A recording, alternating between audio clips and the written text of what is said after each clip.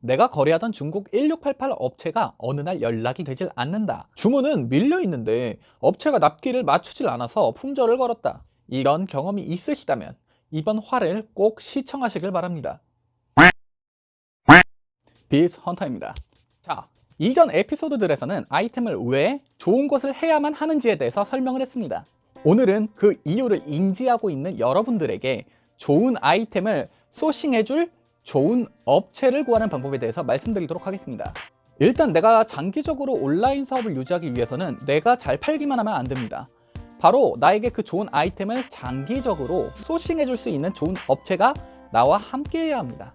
자, 그러면은 좋은 업체란 무엇일까요? 바로 믿음입니다. 상품에서의 믿음, 관계에서의 믿음, 거래에서의 믿음, 이 세 가지를 충족을 시켜줄 수 있는 업체, 그 업체가 바로 좋은 업체입니다.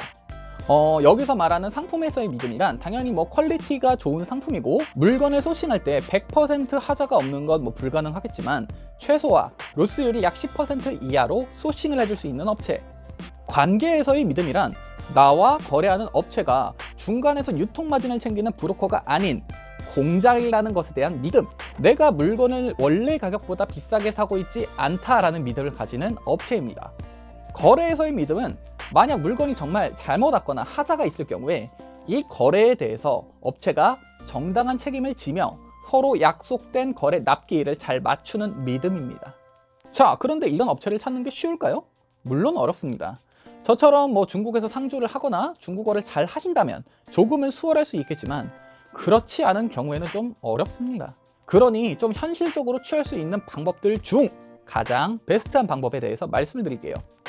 먼저 여러분들의 상황을 제가 다 알 수는 없으니까 저희 친구를 예를 들겠습니다. 제 친구는 지금 중국어를 하지 못하고 현재 한국에서 직장을 다니고 있습니다.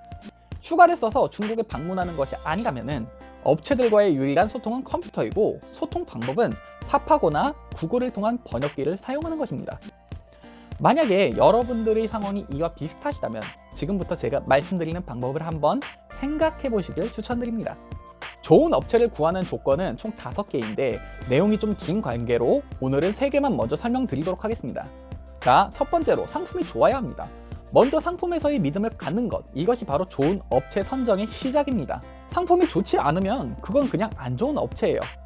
단가가 단순하게 싼 업체를 컨택하는 것이 아니라 정상적인 아이템을 소싱하는 것이 목적이기 때문에 소싱의 베이스는 아이템의 본질에 두는 것이 시작입니다.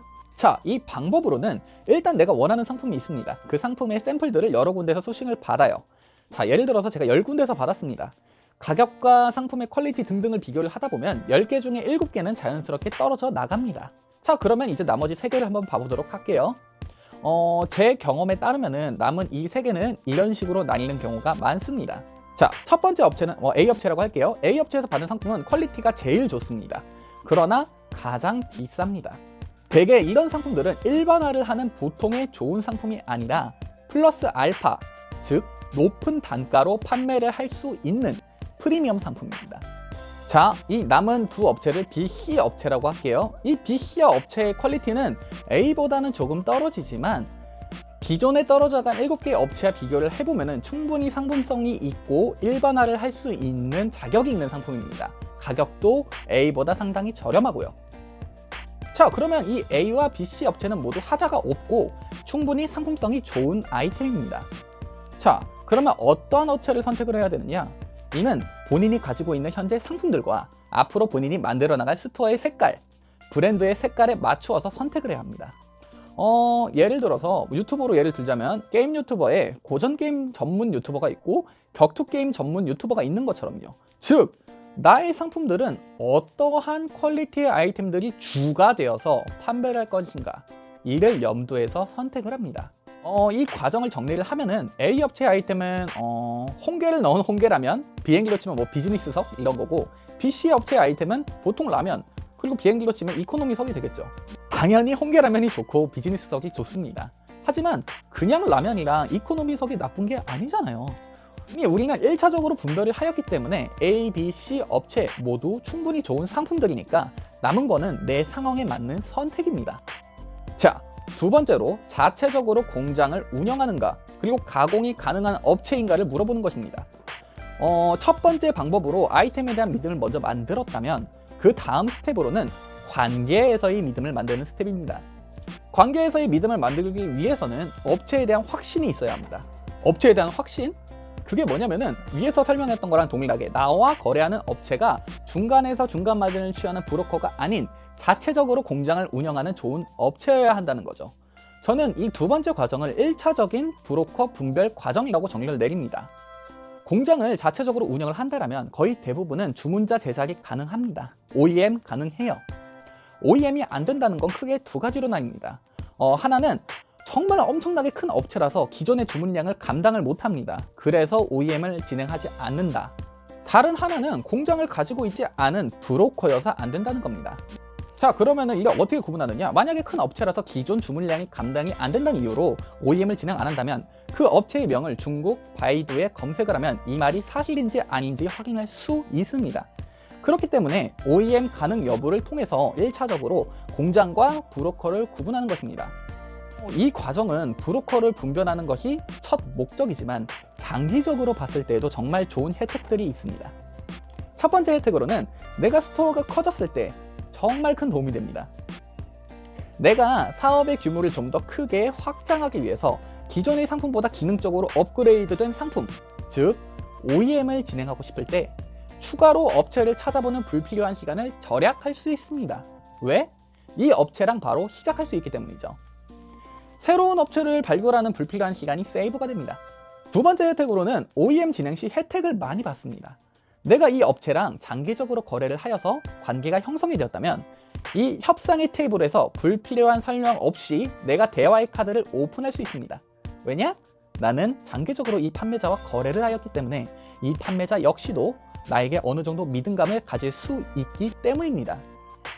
얘는 뭐 꾸준히 거래하던 애니까 라는 식으로 믿음을 갖게 된다면 추후에 나만의 상품 OEM을 진행할 때 MOQ나 OEM 샘플 진행비 등등 많은 혜택을 받을 수 있습니다.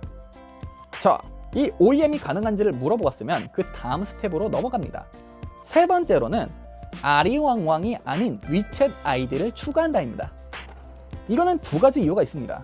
첫 번째는 파트너 관계의 형성과 두 번째는 2차적인 브로커 분별입니다. 첫 번째 이유로는 파트너 관계의 형성. 우리나라의 스마트 스토어에 톡톡이 있다면 1688에는 아리왕왕이라는 자체적인 메신저가 있습니다. 우리도 장기적으로 연락하는 사람들이 있다면 카카오톡을 이용하잖아요. 위챗을 추가하는 것도 같은 이유입니다. 위챗은 중국의 카카오톡이에요. 우리가 그냥 물건 하나 사고 땡인 관계면 몰라도 앞에서 말한 과정을 모두 통과한 업체라면 장기적으로 연락을 할 확률이 높기 때문에 무조건 추가를 해야 합니다. 또한 그 거래 업체 역시도 아리왕왕으로 일할 때만 보는 그냥저냥의 고객이 아니고 항상 보다 보면은 무의식 중에 그냥 고객 관계가 아닌 파트너 관계로 인식할 수 있을 확률이 더 높습니다. 그리고 두 번째 이유, 2차적인 브로커 분별. 이 중국 위챗을 추가하라는 이유는 파트너 관계를 만들다도 있지만 내가 이 판매자가 정말 이 업체의 오너인지 아니면 업체의 담당자가 맞는지에 대해서 확인할 수 있는 유일한 수단이기 때문입니다. 위챗에는 모멘트라는 게 있는데 이거는 이제 카카오 스토리랑 비슷합니다. 이 거래 업체의 모멘트를 통해서 내가 컨택을 하고 있는 이 사람이 업체의 대표 또는 담당자가 맞는지 아닌지 어느 정도는 감으로 느끼는 것, 그것으로 2차적으로 브로커 분별을 하는 것입니다. 감이라고 느낀다는 표현이 사실 조금 너무 구체적이진 않지만 여러분들이 한국에 있고 중국어를 완벽하게 하는 상황이 아니라면 이게 최선입니다. 그 이상의 방법은 뭐 중국에 아는 사람이 있거나 아니면 본인이 직접 중국에 있어야 해요. 이게 왜냐면 지금 브로커들 정말 엄청납니다. 중국 1688에서 보면은 장자直销, 생산 장자 이 글자들이 되게 많이 보이는데 이게 뭐냐면 공장이 직접 판매를 합니다. 즉 중간 도매상을 거치지 않고 공장과 다이렉트로 거래를 한단 말인데 사실 이거 못 믿습니다. 한번 1688 사이트 들어가서 한번 확인해 보세요. 이거 안 적혀 있는데 없습니다. 지들 말로는 무조건 나는 공장이다 라고 하는 거예요. 설마 브로커가 자기가 브로커라고 하고 판매를 하겠어요? 절대 아니죠. 브로커들도 무조건 자기는 공장이라고 해요. 아까 앞에서 OEM이 가능하느냐로 1차적인 분별을 하라고 했는데 정말 엄청나게 영악한 브로커들은 OEM도 가능하다고 합니다. 뭐냐면 우리한테 주문을 받고 그 브로커가 받은 주문을 공장한테 넣습니다. 우리는 한국에 있으니까 이걸 알기 힘들고요. 그러니까 가능하다고 뻥을 치는 겁니다. 그렇기 때문에 1차적으로 분별을 하고 위챗에서 2차적으로 또 분별하는 것이 정말 중요합니다. 자, 오늘의 내용은 여기까지입니다. 다음 화에서는 남은 2가지를 말씀을 드리도록 할게요. 구독과 좋아요는 양적인 영상을 만드는 데 큰 도움이 됩니다. 많은 구독 부탁드리겠습니다. 감사합니다.